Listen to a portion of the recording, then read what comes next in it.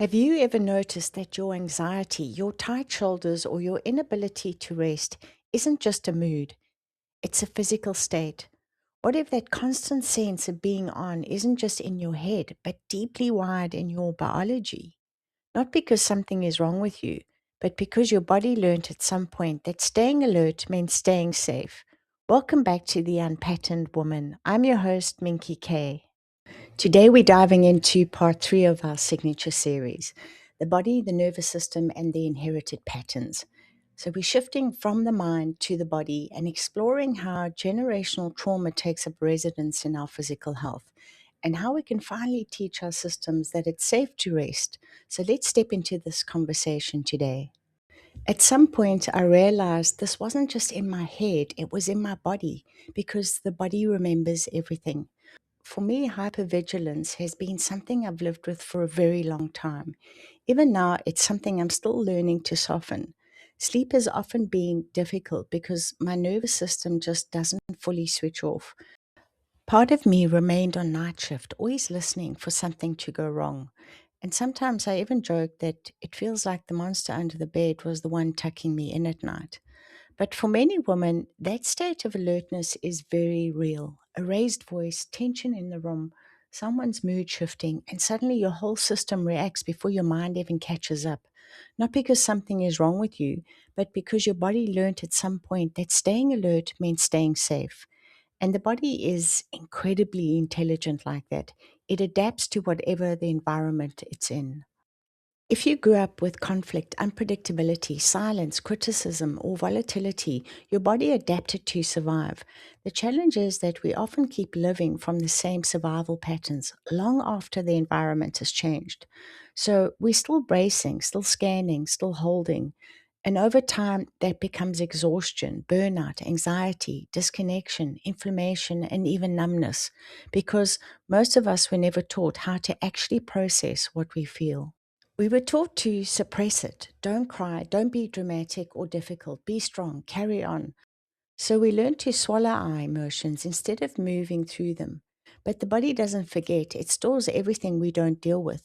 And eventually it starts asking for attention, not to punish us, but to wake us up.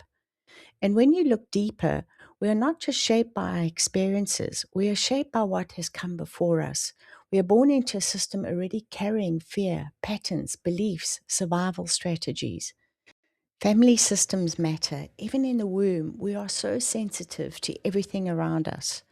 As children, we learn by watching. We watch how love works, how conflict is handled, who speaks, who stays quiet, who's heard, what is safe to express, what is allowed and what is not.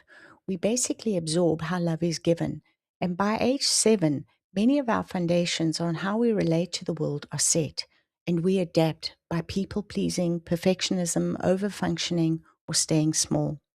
We do this because the nervous system is trying to keep us safe.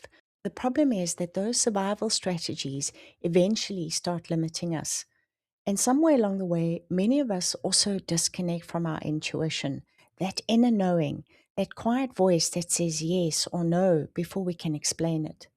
We were told not to trust it, that we were imagining things, that we were too sensitive. So we stopped listening. But intuition doesn't disappear, it just gets quieter underneath everything else. And healing, I realized, is not about forcing change, it's about creating safety again, slowly, gently in the body.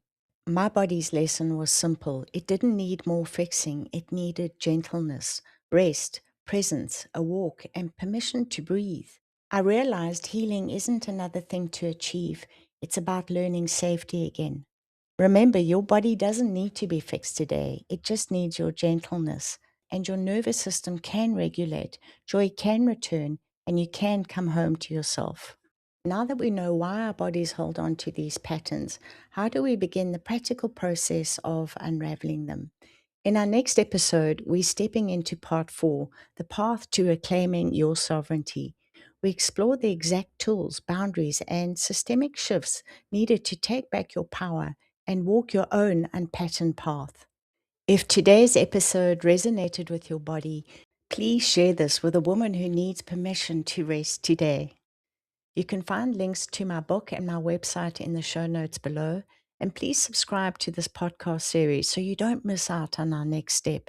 Until then, drop your shoulders, take a deep breath, and remember, turn your frown upside down.